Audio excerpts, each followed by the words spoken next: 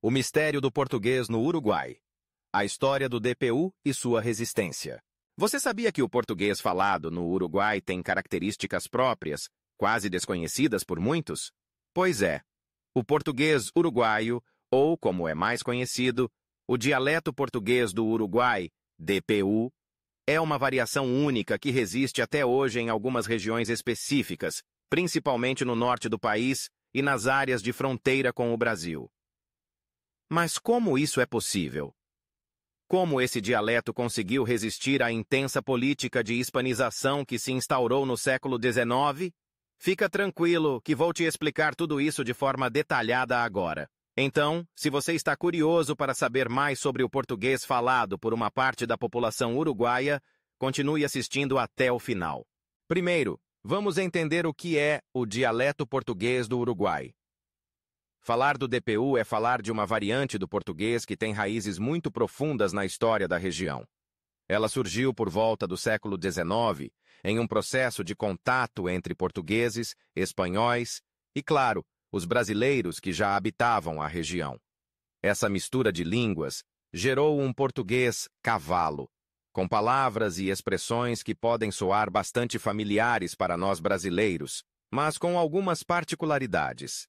Isso ocorre especialmente nas cidades mais próximas à fronteira, como Rio Branco e Bela União, onde o português se mistura com o espanhol, criando uma sonoridade e um vocabulário únicos. Agora, o que muita gente não sabe é que, apesar da pressão de políticas que buscavam a hispanização, o dialeto português do Uruguai conseguiu sobreviver. O século XIX foi marcado por uma tentativa do governo uruguaio de unificar a língua e, assim, adotar o espanhol como idioma oficial. Porém, essa política encontrou uma resistência natural nas zonas fronteiriças. Por quê? A explicação está em um fenômeno chamado diglossia, que significa a coexistência de duas línguas em uma mesma comunidade, onde cada uma tem um papel específico. No caso do DPU, o português se manteve vivo principalmente no contexto familiar e nas relações sociais cotidianas, onde o espanhol não conseguia penetrar completamente. Outro ponto que ajudou o DPU a resistir foi o fato de que, ao longo dos anos, as fronteiras entre o Brasil e o Uruguai eram permeáveis e as trocas culturais eram constantes. Isso fez com que muitos moradores dessa região continuassem falando o português como sua língua de comunicação principal, mesmo com a crescente pressão para adotar o espanhol. Mais ainda, o vínculo com o Brasil, especialmente no estado do Rio Grande do Sul, fez com que a língua portuguesa tivesse um papel fundamental na preservação da identidade cultural desses uruguaios.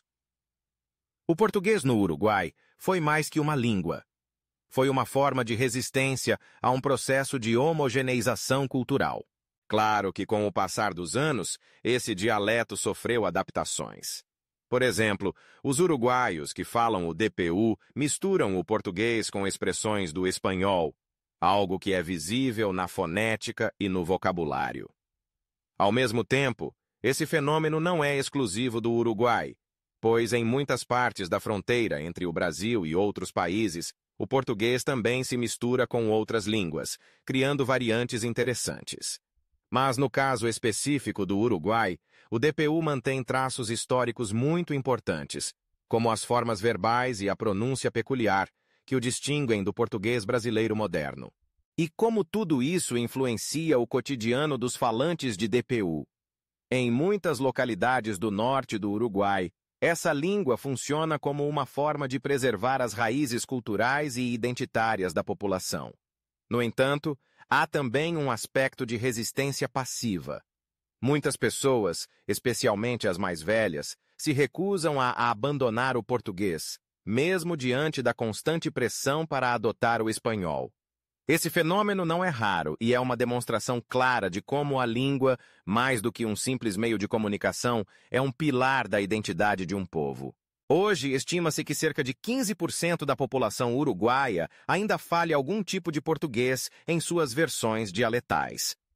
Embora o DPU esteja longe de ser falado em todo o país, é incrível ver como essa língua conseguiu sobreviver por mais de um século, resistindo a pressões externas e internas.